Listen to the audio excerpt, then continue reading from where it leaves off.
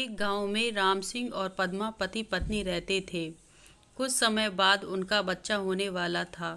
Padma hospital में भर्ती थी। नर्स ने राम सिंह को आकर खुशखबरी दी कि आपको जुड़वा बच्चे हुए हैं।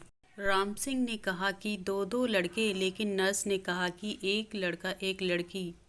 राम सिंह लड़की नहीं चाहता था क्योंकि लड़की की शादी में होने वाले खर्चे से वह डरता था। 2-4 दिन के बाद राम सिंह अपनी पत्नी और बच्चों के साथ अपने घर आ गया। वह ज़्यादातर लड़के को ही खिलाता था।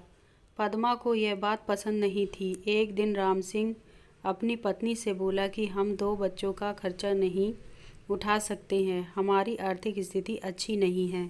इसके अलावा लड़की की शादी में होने वाले खर्चे को भी हम नहीं उठा सकते, इसलिए हम लड़की को मेरे मित्र को सौंप देते हैं, जिसकी कोई संतान नहीं है। वह हमारी लड़की को हमसे भी अच्छे से पालेगा क्योंकि वह बहुत अमीर है। पद्मा ने अपनी लड़की को देने से मना किया, लेकिन राम सिंह के कहने पर दुखी मन से उसने अपनी लड़की को राम सिंह को सौंप दिया।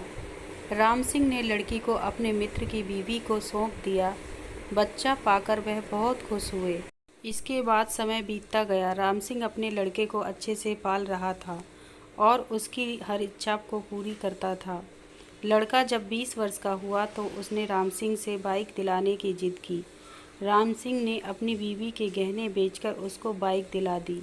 कुछ समय बाद उसने अपने लड़के के लिए खेत बेचकर एक दुकान खुलवा दी, जिससे वह कुछ कमाने लग गया।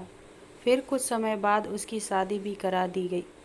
शादी के बाद राम सिंह के लड़के का व्यवहार बदल गया। वह अपने पिता से बोला, आप मेरे ससुराल वालों को ताना मत मारा करो। रोज रोज वह किसी बात पर अपने माँ बाप से झगड़ा करता था। एक दिन उसने राम सिंह और पद्मा दोनों को उन्हीं के घर से निकाल दिया। बहुत समझाने पर भी वह नहीं माना। राम सिंह और उसकी पत्नी एक मंदिर में गए। वहां पहुंचकर पद्मा ने राम सिंह को कहा कि मंदिर का प्रसाद खा लेते हैं। जब वह प्रसाद ले रहे थे तो वहां पर राम सिंह के मित्र की पत्नी आ गई। उसने राम सिंह को पहचान लिया।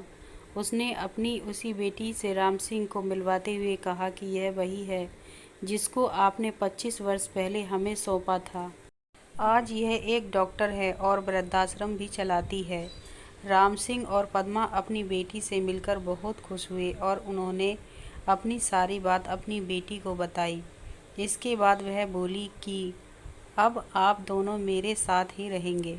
सीख: इस कहानी से हमें यह शिक्षा मिलती है कि हमें कभी भी लड़के लड़की में भेदभाव नहीं करना चाहिए। फ्रेंड्स, आपको ये बेटी बेटों से कम नहीं कहानी कैसी लगी? आप अपने कमेंट के द्वारा हमें अवश्य बताएं। पसंद आने पर लाइक और शेयर करें, सब्सक्राइब करें और बेल आइकन को दबाना ना भूलें।